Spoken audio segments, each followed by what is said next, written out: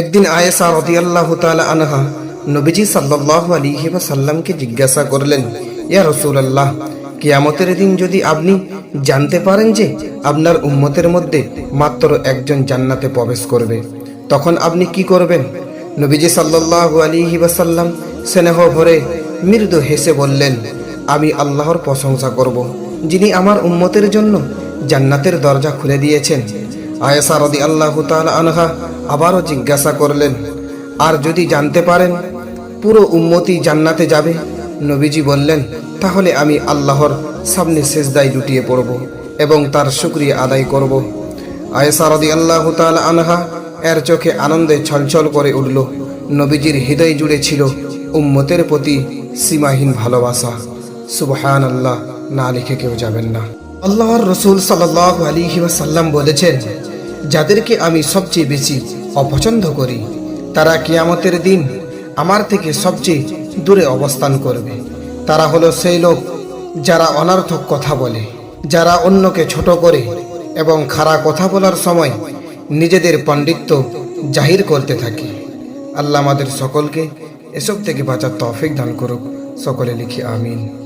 যাদের ঘরের স্ত্রী আস্তে আস্তে কথা বলে, স্বামীর সাথে ভালো ব্যবহার করে, কিছুটা লাজুক প্রকৃতির হয়, পর্দা মেনে চলে, স্বামীর দিয়া সব কিছুই সর্বদাই শুকরিয়া আদায় করে, সেই স্বামী হলো পৃথিবীর শ্রেষ্ঠ সুখী স্বামী। আলহামদুলিল্লাহ।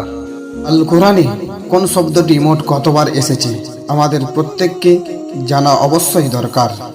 আল্লাহ শব্দটি এসেছে 2698 বার, রহমত শব্দটি এসেছে 93 বার, ইবলিস শব্দটি এসেছে 11 বার, জান্নাত শব্দটি এসেছে 77 বার, জাহান্নাম শব্দটি এসেছে 77 বার, ফেরেশতা শব্দটি এসেছে 88 বার, ঈমান শব্দটি এসেছে 25 বার, কুফর শব্দটি এসেছে 25 বার, দুনিয়া শব্দটি এসেছে 115 বার, আখিরাত শব্দটি এসেছে 115 বার, মৃত্যু শব্দটি এসেছে 145 বার, জীবন শব্দটি এসেছে 145 বার। ভালো লাগলে অবশ্যই লাইক, কমেন্ট, শেয়ার করে দিন। তুমি না তওবা করেছিলে? তুমি না শুধুমাত্র আল্লাহর জন্য সব কিছু ছেড়ে দিয়েছিলে? বুঝতে পেরেছিলে তোমার কোথায় আসল ঠিকানা? তুমি তো মুমিন হতে চেয়েছিলে, আল্লাহর প্রিয় বান্দা হতে চেয়েছিলে। ভুলে গেছো কি তুমি? তুমি তো সেই যে নিজের পাপের প্রতি অনুগত হয়ে সিজদায় পড়ে অঝরে কেঁদেছিলে। তাহলে আবার কেন দুনিয়ার ধোকায় পড়ে গেলে? তবে কি তুমি হেরে গেলে? আল্লাহর প্রিয় বান্দা হতে পারলে না?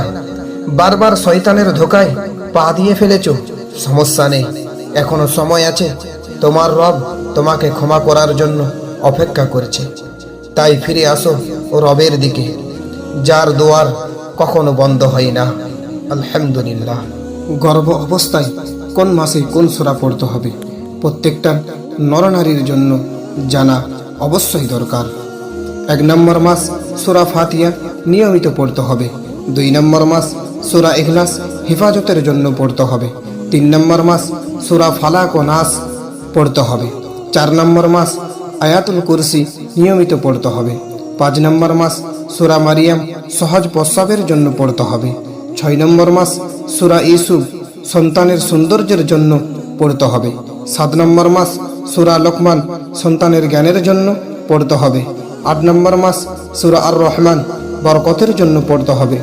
9 নম্বর মাস সূরা ইনশিরহ মানসিক শান্তির জন্য পড়তে হবে। 10 নম্বর মাস স্বামীর সাথে সতর্কতার সাথে কথা বলো বোন। স্বামী যতই খারাপ হোক না কেন, স্বামীর সাথে ভালো ব্যবহার করো, কারণ তুমি যতই দামি হও না কেন, স্বামী মারা যাওয়ার পর তোমার আর কোনো দামই থাকবে না, হোক সেটা বাবার বাড়ি কিংবা তোমার নিজের শ্বশুর বাড়ি। কথাটা খারাপ লাগলেও এটাই বাস্তব। মুসলিম হিসাবে অন্তত এসব জানতে হবে আমাদের সকলকে। দুনিয়া মাত্র 2 দিনের, আর আখিরাতের অনন্তকালের জন্য। আল্লাহর মহান সৃষ্টি 7 আসমানের নাম। প্রথম আসমানের নাম রকেয়া, দ্বিতীয় আসমানের নাম ফাইদুম, তৃতীয় আসমানের নাম মালাকুত, চতুর্থ আসমানের নাম জারিয়া, পঞ্চম আসমানের নাম মুজাইনা, ষষ্ঠ আসমানের নাম খালিসা, সপ্তম আসমানের নাম লাবিয়া। যারা জানেন না তাদের কাছে পাঠিয়ে দিন এবং যারা জেনে নিয়েছেন আলহামদুলিল্লাহ সকলে কমেন্টে লিখে দিন। জান্নাতি নারীদের সৌন্দর্য এত বেশি হবে যে এর বিষয়ে হযরত আনাস ইবনে মালিক রাদিয়াল্লাহু তাআলা আনহু থেকে বর্ণিত, তিনি বলেন রাসূলুল্লাহ সাল্লাল্লাহু আলাইহি ওয়াসাল্লাম বলেছেন, জান্নাতি নারীদের মধ্যে হতে কোনো একজন নারী যদি দুনিয়ার দিকে উকি দিয়ে দেখত, তাহলে আসমান ও জমিনের মধ্যবর্তী সবকিছু আলোকিত হয়ে যেত এবং তা সুবাসিত হয়ে উঠত, আর তার মাথার মুকুট সূর্যকে ঝাঁপিয়ে যেত।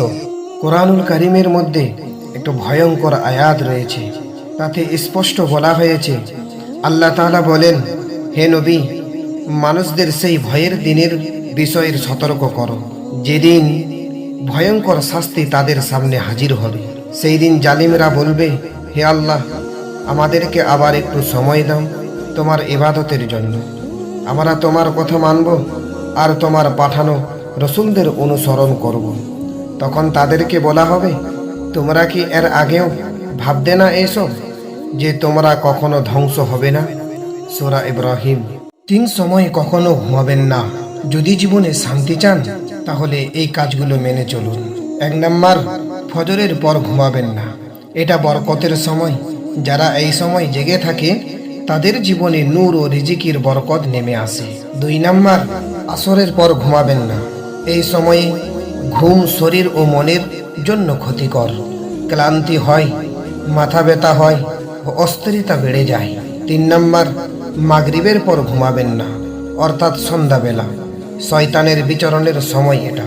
হাউজে কাউসারের বিষয়ে নবী করিম সাল্লাল্লাহু আলাইহি ওয়াসাল্লাম বলেন, আমাকে আল্লাহ তাআলা রব্বুল আলামিন হাউজে কাউসার দিয়েছে। এই হাউজে কাউসার এত বড় হবে, 1 মাসের পথের সমান হবে। এর পানি হবে দুধের চেয়েও সাদা, বরফের চেয়েও ঠান্ডা, মধুর চেয়েও মিষ্টি। তার ঘ্রাণ হবে মিসকে আম্বারের চেয়েও বেশি সুগন্ধযুক্ত এবং তার পানপাত্রগুলো হবে আকাশের তারকার মতো অধিক। যে একবার পান করবে সে আর কখনো তৃষ্ণার্ত হবে না। আলহামদুলিল্লাহ, সহিহ বুখারী। এমন 9টি জায়গায় কাঁদলে আল্লাহর রহমত ও সাহায্য পাওয়া যায়, জানলে আপনি অবাক হয়ে যাবেন। 1 নাম্বার, একাকিত্বে আল্লাহকে স্মরণ করে কাঁদলে আল্লাহ পাওয়া যায়। 2 নাম্বার, গুনাহ স্মরণ করে অনুতপ্ত হয়ে কাঁদলে আল্লাহ পাওয়া যায়। 3 নাম্বার, পরীক্ষার হলে বসে কাঁদলে আল্লাহ পাওয়া যায়। 4 নাম্বার, সিজদার মধ্যে কাঁদলে আল্লাহ পাওয়া যায়।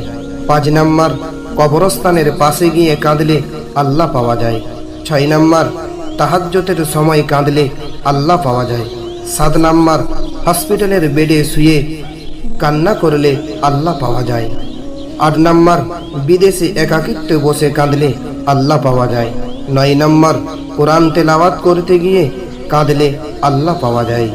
কোনো এক ভাগ্যবান বোন বলেছিল, আমার স্বামী আমার কাছে সবচেয়ে বিশ্বাসের স্থান, যার বুক আমার জন্য জান্নাত, যার এক কথায় আমি দুনিয়া ছাড়তে পারি। একমাত্র মহান রব্বুল আলামিন ছাড়া যদি কাউকে সেজদা করা জায়েজ হতো, তাহলে আমি আমার স্বামীকে সেজদা করতাম।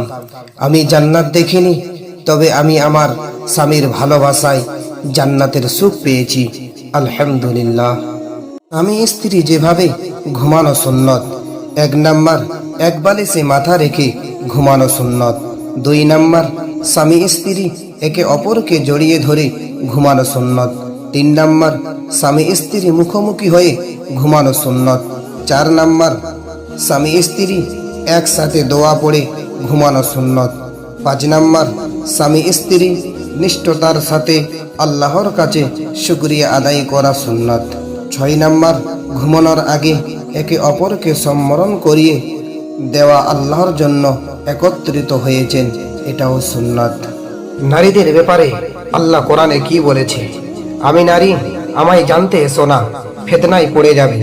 আমি একজনের জন্য নির্ধারিত আছি এবং তার জন্যই রহমত, বাকি সবার জন্য গজব। নিঃসন্দেহে নারীদের ছলনা খুবই মারাত্মক। সূরা ইউসুফ আয়াত নম্বর 28। জান্নাতে জাতীয় সঙ্গীত হিসাবে কোরআনের কোন সূরাগুলো কে পড়বে জানলে অবাক হয়ে যাবেন। 1 নাম্বার, বিশেষ অতিথি হয়ে থাকবেন হযরত দাউদ আলাইহিস সালাতু ওয়াস সালাম, তিনি জাবুর তেলাওয়াত করে শোনাবেন। 2 নম্বর, প্রধান অতিথি হিসাবে থাকবেন হযরত মুহাম্মদ সাল্লাল্লাহু আলাইহি ওয়াসাল্লাম, সূরা ইয়াসিন তেলাওয়াত করে শোনাবেন। 3 নম্বর, স্বয়ং রব্বুল আলামিন সভাপতি হিসাবে থাকবেন, নিজেই সূরা রহমান তেলাওয়াত করে শোনাবে। খুশি হলে সবাই আলহামদুলিল্লাহ লিখে যাবেন। কোনো একজন ধার্মিক বোন এমন একটি সুন্দর কথা বলেছিল, পুরুষ যদি বেশি খোঁজাখুঁজি না করে কালো মেয়েদের ভালোবাসতো বা বিয়ে করত, তাহলে হাজারো বিউটি পার্লার ও হাজারো বিদেশি ক্রিম বন্ধ হয়ে যেত। তাহলে মেয়েদের সাজগোজ কমে যেত, সংসারে কাজের গতি আরও বেড়ে যেত, আর কালো আর ফর্সার কোনো ভেদাভেদ থাকতো না। এই কথার জন্য সকলে একটা লাইক করবেন। পবিত্র কোরআনুল কারীমের মধ্যে এমন কিছু অবাক করা তথ্য আছে যা জানলে আপনি অবাক হয়ে যাবেন। কোন শব্দটা কতবার এসেছে আজকে জেনে নিন। 1 নম্বর, পুরুষ শব্দটা এসেছে 24 বার। 2 নম্বর, নারী শব্দটা এসেছে 24 বার। 3 নম্বর, আদেশ শব্দটা এসেছে 1000 বার। 4 নম্বর, নিষেধ শব্দটা এসেছে 1000 বার। 5 নম্বর, হালাল শব্দটা এসেছে 250 বার। 6 নম্বর, হারাম শব্দটা এসেছে 250 বার। 7 নম্বর, জান্নাত শব্দটা এসেছে 1000 বার। 8 নম্বর, জাহান্নাম শব্দটা এসেছে 1000 বার। 9 নম্বর, মানুষ শব্দটা এসেছে 368 বার। 10 নম্বর, রসুল শব্দটা এসেছে 368 বার। 11 নম্বর, মাস শব্দটা এসেছে 12 বার। 12 নম্বর, দিন শব্দটা এসেছে 365 বার। আলহামদুলিল্লাহ। আল্লাহ এসব জিনিস সকলকে জানার তৌফিক দান করুক। যারা জানে না তাদের কাছে শেয়ার করে দিন, আর একটা করে লাইক দিবেন।